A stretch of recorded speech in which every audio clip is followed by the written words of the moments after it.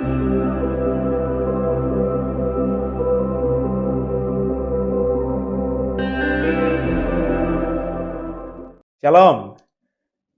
ketemu lagi ya bersama saya. Nah, kita ada dalam program Bible Clinic ya. Jadi program ini saya kasih nama Bible Clinic ya. Kita akan belajar soal kata atau kalimat-kalimat yang sering kita baca di Alkitab, tapi kita tidak punya pemahaman yang baik begitu soal hal itu. Ada keterbatasan waktu kita untuk belajar, mengeksposisi, menggali, dan lain sebagainya.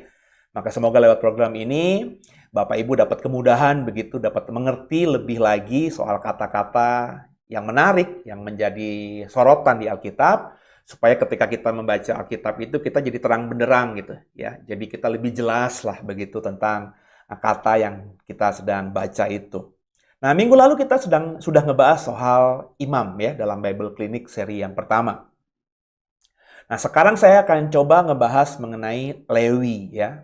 Sudah dijelaskan itu di minggu lalu soal imam ya. Tidak semua imam itu adalah orang Lewi.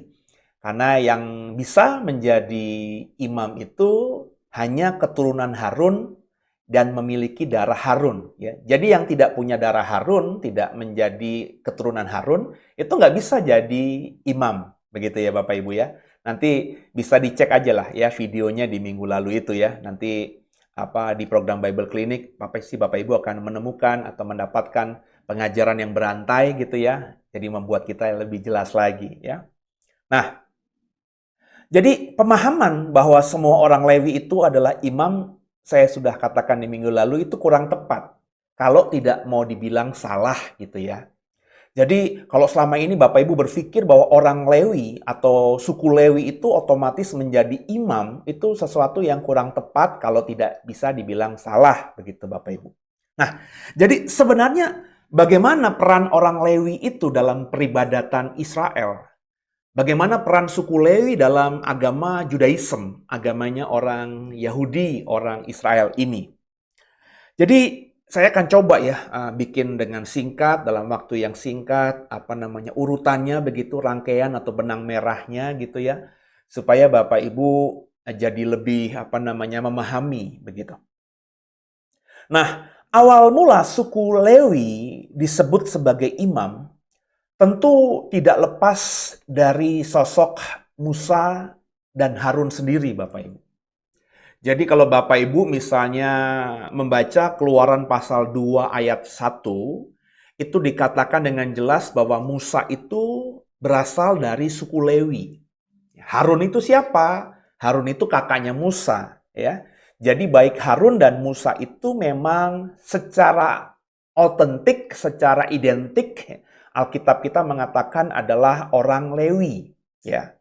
Nah, karena Musa akhirnya menjadi pemimpin Israel, ya, karena Harun kemudian dipakai Tuhan sebagai kepanjangan lidahnya Musa, ya, karena kalau kita melihat ketika Musa dipilih Tuhan di semak dan Tuhan menampakkan diri dengan semak belukar yang berapi itu, yang bernyala itu, Musa kan bilang, aku nih tidak fasih lidah, aku nih nggak bisa ngomong gitu. Dan Tuhan bilang, tenang aja lah kalau soal itu, aku akan berikan kakakmu Harun sebagai kepanjangan lidahmu, sehingga kamu nanti hanya berhadapan dengan aku, sedangkan berhadapan dengan umat, biarlah kakakmu Harun yang menyampaikan apa yang kau mau katakan kepada Israel. Kurang lebih begitulah Bapak Ibu.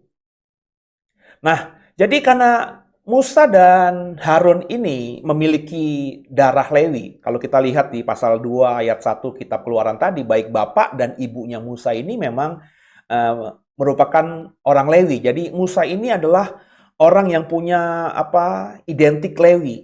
Lewi sejati karena dari garis bapak dan ibunya memang orang Lewi begitu ya. Nah, karena inilah akhirnya suku Lewi atau orang Lewi mulai disebut di Alkitab kita. Dalam hal ini lebih banyak disebut dan memiliki peran yang penting dalam peribadatan itu.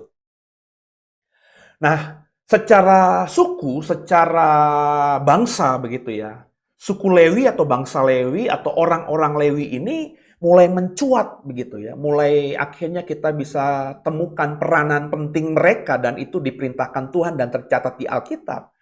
Itu kalau kita membaca Alkitab dimulai pasca orang Israel itu membangun lembu emas. Jadi Bapak Ibu ingat nggak ceritanya? Musa dipanggil Tuhan untuk naik ke Gunung Sinai. Di atas Sinai itu Tuhan bicara kepada Musa dan memberikan 2 loh batu. Dan orang-orang Israel itu berkemah di bawah kaki Gunung Sinai. Cukup lama ditinggalkan Musa. Dan karena Musa lama, mereka pikir Musa mati di atas Gunung Sinai. Kenapa begitu? Karena orang Israel melihat di puncak Gunung Sinai itu ada api gitu ya, yang membakar. Jadi Musa pasti mati di atas. Dan mereka minta Harun untuk bangun Baal bagi mereka, lembu emas. Jadi mereka korbankan emas mereka, perhiasan emas dilebur oleh Harun dan dibentukkan lembu, anak lembu jantan itu. Ya. Nah, pasca peristiwa itulah akhirnya orang Lewi atau suku Lewi ini mulai muncul dan punya peranan. Kenapa? Karena kalau kau membaca nanti misalnya dalam Keluaran yang pasal yang ke-32 ya, itu dikatakan ketika Musa akhirnya turun dari atas Gunung Sinai, terus ketemu sama Joshua, di perjalanan di tengah-tengah itu mereka mendengarkan suara hiruk-pikuk di kemah perkampungan orang-orang Israel itu. Musa nanya sama Joshua, ada apa? Nggak tahu nih, apa Musa? Coba kita lihat ke bawah. Sampai mereka di bawah, ternyata orang Israel sedang melakukan ritual-ritual khusus menyembah lembu emas itu, ya. Akhirnya Musa marah kan ya. Musa banting itu 2 loh batu itu. Kemudian Musa bilang begini, kalau kau baca misalnya dalam Keluaran pasal 32, terutama pasal yang 32 ayat yang ke-29 ya. Musa ngomong kurang lebih begini. Jadi, di antara kalian yang mau berdiri di pihakku, silakan angkat kaki kalian dan berada memposisikan diri di belakangku. Musa ngomong ini kepada bangsa Israel, Bapak Ibu. Ya. Kalau Bapak Ibu membaca pasal 32 kitab Keluaran itu, tidak ada satupun dari suku Israel lain yang mau berada di belakangnya Musa. Alkitab katakan hanya orang-orang Lewi, suku Lewi. Ya. Kenapa? Karena mungkin suku Lewi merasa bahwa Musa adalah bagian dari mereka, begitu ya. Jadi mereka langsung berada di belakangnya Musa, dan akhirnya Musa berkata, memerintahkan mereka, pokoknya bunuh semua orang-orang yang berdosa kepada Tuhan ini. Maka akhirnya orang Lewi ini membela nama Tuhan dengan membunuh, ya, membaktikan diri kepada Tuhan dengan membunuh semua laki-laki Israel yang jahat, ya, yang meminta Harun untuk membuat lembu emas ini. Nah, dari sinilah kisah suku Lewi dalam sejarah Alkitab mulai berkembang gitu ya, Bapak Ibu ya. Nah, lalu sebenarnya apa sih peran suku Lewi yang bukan merupakan keturunan Harun dalam peribadatan Israel? Jadi kan saya bilang bahwa yang jadi imam, ya Bapak Ibu, di program minggu lalu, di Bible Clinic minggu lalu saya mengatakan imam itu hanya keturunan Harun. Harun itu memang orang Lewi. Jadi kalau saya bahasakan dengan sederhana, untuk bisa menjadi imam itu harus orang Lewi. Merupakan suku Lewi, punya darah Lewi dalam darahnya. Ya. Kemudian suku Lewi ini kan beranak pinak begitu ya, punya puak-puak, punya marga-marga lain, marga-marga kecil gitu saudara ya. Nah akhirnya dipilih Tuhan hanya orang Lewi yang dari darah Harun, yang bisa menjadi imam. Nah artinya kan berarti ada orang Lewi lain yang tidak menjadi keturunan Harun, begitu ya Bapak Ibu ya. Lebih banyak mungkin suku Lewi lain yang tidak punya darah Harun. Nah mereka kan tidak bisa jadi imam. Karena yang menjadi imam itu hanyalah orang Lewi yang punya darah Harun. Nah, bagaimana orang Lewi lain yang tidak punya darah Harun ini? Nah, Bapak Ibu, kita harus paham dulu bahwa penyembahan kepada Tuhan dalam konteks Alkitab, dalam konteks PL itu berpusat pada kemah suci. Ya, di padang gurun itu atau sesaat sebelum Salomo membangun bait Allah dan kemudian tentu di bait Allah. Jadi pusat peribadatan Israel, Judaism, agama Yahudi ini adalah kemah suci dan bait Allah itu. Nah tentu pertanyaannya, di mana peran orang Lewi di kemah suci atau di bait Allah itu? Jika mereka ini bukan punya jabatan imam, ya mereka ini bukan imam. Nah, sebagai apa mereka di kemah suci maupun di bait Allah itu? Nah, jika Alkitab dipelajari dengan sungguh Bapak Ibu, maka kita pasti bisa menemukan peran-peran atau peran dari orang-orang Lewi ini, ya. Meskipun mereka bukan imam, tapi mereka memang bekerja bagi Tuhan di kemah suci maupun di bait Allah itu. Sebagai apa mereka?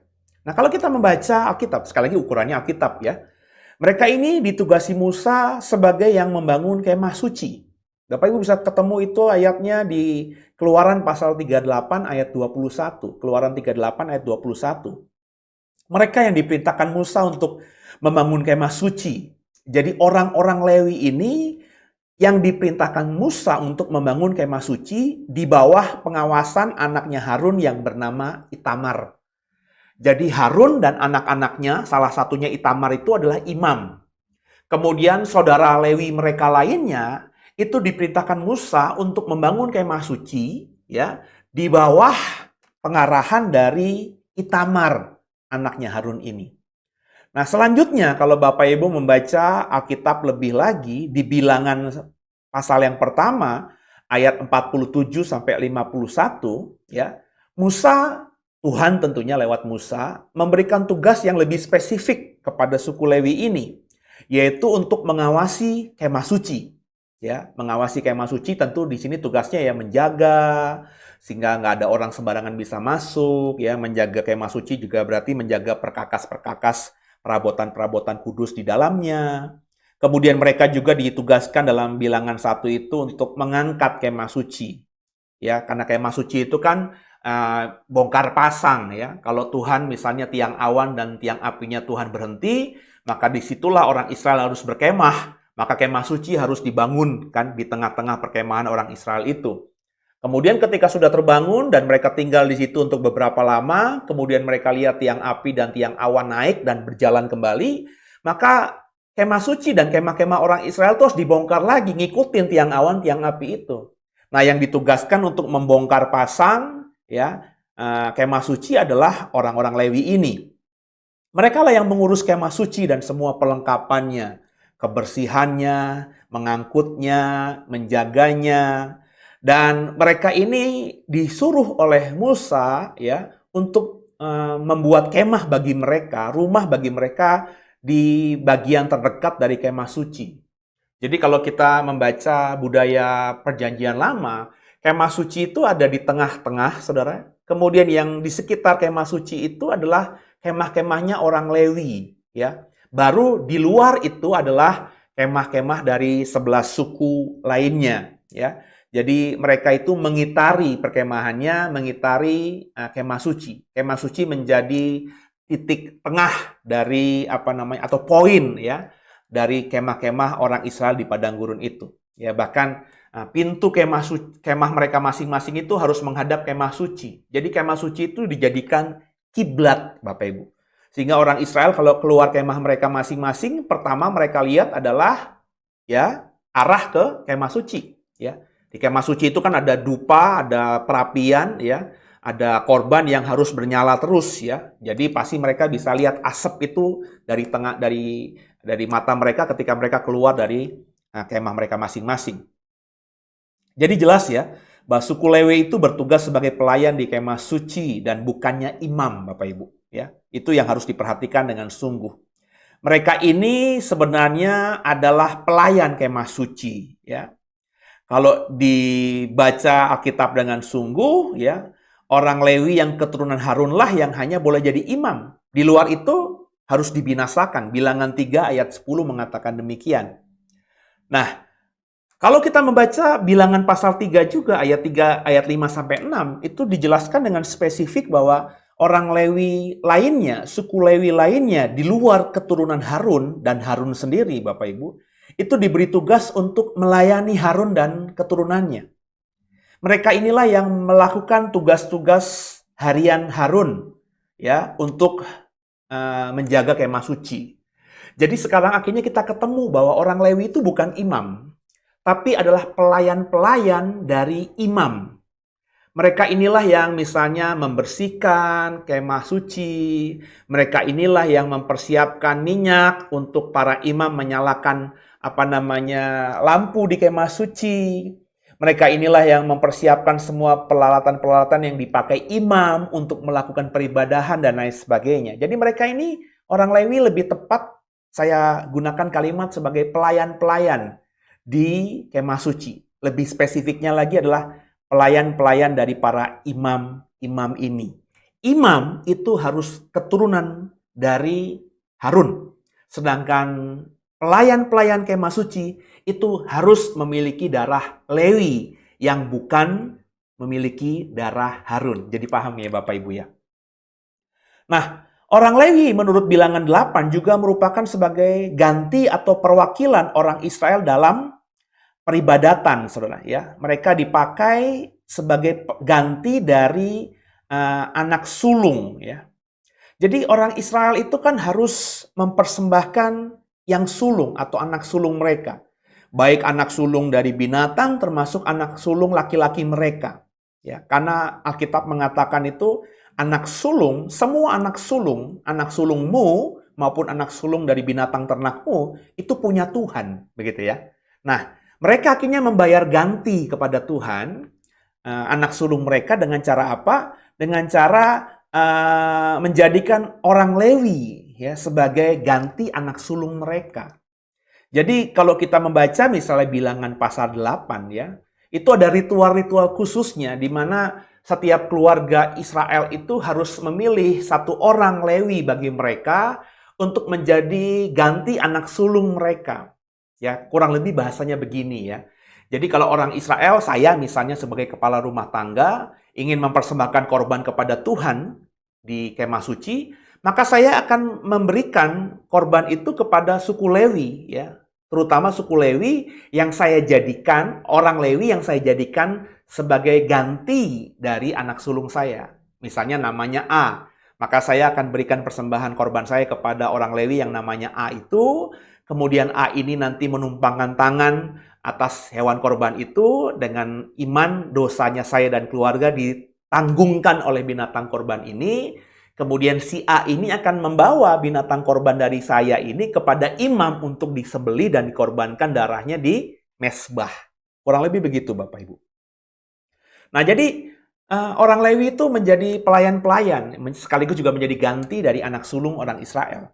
Kalau kita baca pasal 8 Bilangan ini, lebih jelas lagi dikatakan bahwa orang Lewi juga punya usia pengabdian kepada Tuhan. Ya. Usianya kalau kita baca di Bilangan pasal 8 itu 25 tahun sampai 50 tahun. Ya. Jadi ada durasi pelayanan. Lepas dari 50 tahun, itu orang-orang Lewi tidak lagi diberikan tanggung jawab khusus. Masih boleh melayani, tapi tidak diberikan jabatan atau tanggung jawab khusus.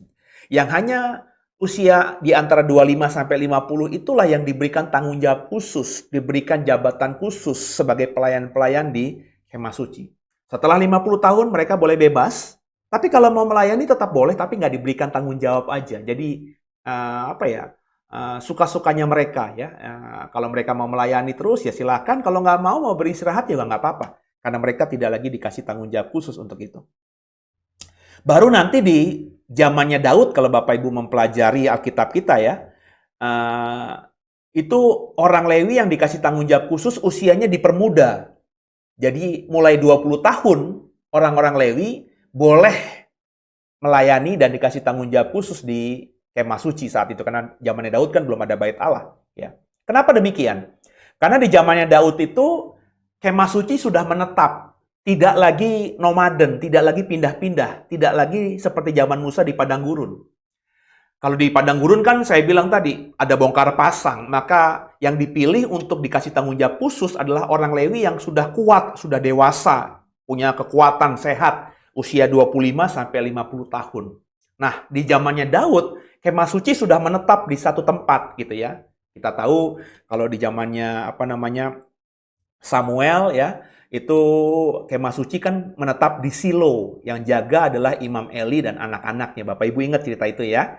Nah, jadi karena sudah tidak lagi bongkar pasang, maka orang-orang Lewi, anak-anak muda Lewi yang usianya masih muda, 20-an tahun, itu boleh melayani. Ya karena tadi tidak butuh kekuatan ekstra atau tenaga ekstra, jadi mereka mulai diajar untuk mulai melayani sejak usia 20 tahun begitu. Nah, lepas dari itu semua, Lewi itu adalah suku yang tidak mendapat hak waris tanah. Ketika Israel kembali dari Mesir dan masuk ke tanah perjanjian. Ya. Namun mereka bisa hidupnya cukup nyaman.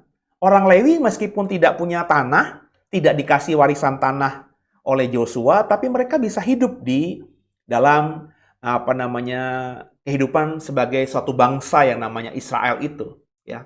Secara ekonomi, secara sosial, mereka tidak bedalah dengan orang-orang dari suku-suku Israel lainnya, meskipun mereka tidak punya tanah untuk diolah sehingga mereka punya pemasukan dari tanah itu. Mereka tidak punya warisan tanah. Kenapa demikian mereka bisa hidup? Karena mereka ini hidupnya ditunjang oleh persepuluhan dari umat Israel. Jadi kalau kita membaca ya, orang-orang Lewi ini bisa hidup dari persembahan persepuluhannya orang-orang Israel. Nah, imam itu kan orang Lewi yang punya darah Harun, Bapak Ibu ya. Itu mendapatkan persembahan yang tidak dikorbankan alias tidak dibakar di atas mezbah. Bapak Ibu nanti bisa baca di Bilangan 18 ayat 8, terutama juga di kitab Imamat ya. Kalau di Bilangan 18 ayat 8 itu, orang Israel itu kan harus mempersembahkan binatang korban ya, untuk waktu-waktu tertentu kepada Tuhan. Tapi kan nggak semua binatang korban itu dibakar. Jadi Bapak Ibu tuh jangan salah kaprah gitu ya. Jadi binatang korban itu tidak semuanya dibakar gitu. Yang dibakar itu hanya lemak. Karena kalau lemak dibakar itu wangi dan darahnya itu sebagian dipercikkan di mezbah.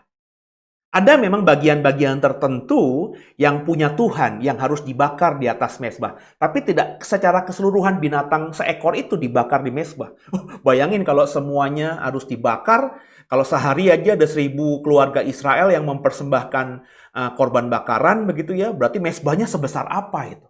Nah, bagian-bagian binatang korban yang sudah disembelih, yang tidak dibakar itulah yang menjadi bagian dari imam-imam, Bapak Ibu. Jadi imam-imam keturunan Harun ini hidup sangat mapan ya. Karena korban yang tidak dibakar di mezbah itu menjadi bagiannya.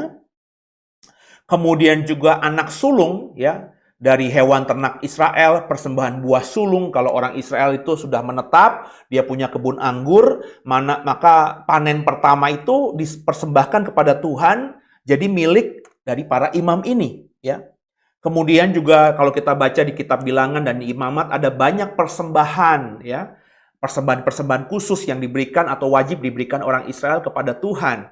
Maka itu menjadi kepunyaan dari atau menjadi milik dikelola oleh imam-imam yang merupakan keturunan Harun. Juga persepuluhan dari persepuluhannya orang Lewi. Bapak Ibu tolong pahami ya. Jadi rupanya di perjanjian lama itu setiap keluarga Israel harus memberikan persembahan persepuluhannya. Dari panen dipersembahkan persepuluhan, 1/10 hasil panen itu. Kepada siapa? Kepada orang Lewi. Siapa orang Lewi? Orang-orang yang melayani para imam di kemah suci atau di bait Allah. Nah, orang Lewi yang mendapatkan persembahan persepuluhan itu wajib kemudian mempersembahkan 1/10-nya lagi kepada imam. Jadi inilah hukum ekonomi Tuhan, ya, di mana Tuhan memberkati orang Israel 11 suku lainnya, sehingga pekerjaan mereka diberkati Tuhan kalau mereka benar-benar takut akan Tuhan. Nah, dari berkat yang mereka dapatkan itu, mereka harus mengembalikan persembahan persepuluhan kepada orang Lewi. Nah, orang Lewi yang mendapatkan persepuluhan dari bangsa Israel itu harus memberikan 1/10 juga kepada imam. Nah, imam-imam mendapatkan persembahan-persembahan lain. Seperti yang saya bilang tadi, persembahan korban hewan yang tidak dibakar di mezbah, persembahan buah sulung, persembahan khusus lainnya. Jadi akhirnya baik imam maupun Lewi yang tidak punya tanah itu pun hidupnya diberkati Tuhan. Ini keadilannya Tuhan, Bapak Ibu. Ya, jadi jelas sederhana saja bahwa semua yang memiliki paham bahwa orang Lewi itu imam, ya kurang tepat ya. Yang jadi imam hanya orang Lewi yang punya darah Harun. Sedang orang Lewi lainnya meski bekerja di kemah suci, hidup dari pelayanannya di kemah suci atau di bait Allah, tugas mereka lebih kepada membantu tugas keimaman dari para imam yang merupakan keturunan Harun tadi. Nah, kehidupan keimaman seperti itu yang terus dipertahankan ya oleh orang Israel, di mana imam adalah keturunan Harun, kemudian juga orang Lewi jadi pelayan para imam, mereka hidup dari persembahan persepuluhan, persembahan orang-orang Israel lainnya yang tidak dibakar di mezbah itu menjadi milik mereka. Nah, ini yang dipertahankan terus ya. Sampai kapan? Sampai bait Allah akhirnya hancur, Saudara, ya. Kalau kita mempelajari sejarah Alkitab terutama ya, tahun 586 sebelum Masehi, itu bait Allah akhirnya dihancurkan oleh Raja Babel yang bernama Nebukadnezar. Nah, ketika bait Allah hancur inilah, maka imam, juga orang Lewi, kan tidak lagi punya pekerjaan, Saudara. Terlebih mereka semua yang masih sehat, yang sangat potensi, itu kan semuanya diboyong, dibuang di Babel. Termasuk para imam, termasuk juga orang-orang Lewi ini. Nah, bagaimana nasib mereka di zaman itu? Ya, bagaimana pula misalnya kalau saudara bertanya keimaman di bait Allah di zaman Perjanjian Baru, samakah dengan zaman Perjanjian Lama itu? Ya. Kemudian di Babel itu bagaimana nasib para imam dan orang-orang Lewi itu? Ya, apakah mereka bisa melakukan tugas dan tanggung jawabnya? Ya, jadi ini saya lanjutkan di minggu depan ya. Sekali lagi, terus belajar supaya jadi pintar, sehingga nggak mudah itu disesatkan oleh siapapun. God bless you.